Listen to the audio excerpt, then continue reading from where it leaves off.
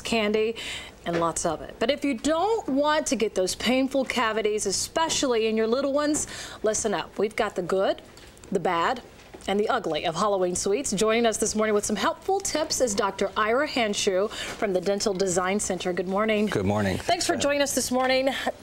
I don't know where we start. We all know you should brush your teeth after eating candy. Kids don't always do that, so the best way to do it is just try to get the best candy for them. So we've separated good, bad, and ugly. Let's start with the good.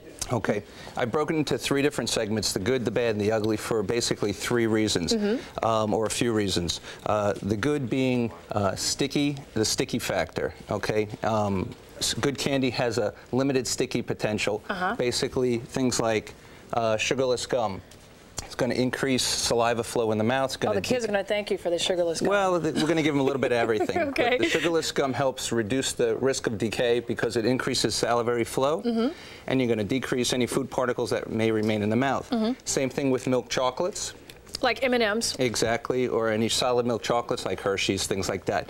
Then when we move over to the bad, we're going to have a problem because we're going to have food that's going to have greater particles. They're going to remain in the mouth for a longer period of time and are going to increase the chance of cavities for kids. So this ugly group that you have, does that mean that we should never buy this for kids? You can eat any of these. You just have to do things in moderation, basically. And there's some things that parents can do to help their kids. You can control the times that you allow them to eat the foods, because if you give it to them in school, they're not going to be able to get rid of the food that may remain in their mouth for a while. So after school, when they come home, when they can brush the food away, or as long as they have some water with them, which can rinse the material right out of the mouth, you're going to decrease the amount of risk. Candy corns are harder on the teeth. They're harder on the teeth. I'm surprised by that. Well, but they're also high in sugar, okay, and that's why they fall into the bad category. But these foods, the uglies, okay, these are the candies that are at high risk for both adults and kids. And in this time of year, I see a really tremendous amount of increase in the emergencies in my practice, because these candies, such as lollipops, especially lollipops that have gum inside of them. Like Tootsie Rolls, the Charms, where they have the gum inside of it. Okay, that's a double whammy right there, because what happens is they're going to have this in their mouth for a long period of time. And the problem arises with bacteria that's present in your mouth, combined with sugars, which are going to remain in your mouth for a long period of time, equals acids. And those acids break down the enamel that causes create the cavities. Okay. What about the sugar gummy, the gummy worms like this, or gobstoppers? Do you have a chance of cracking a tooth with this as well?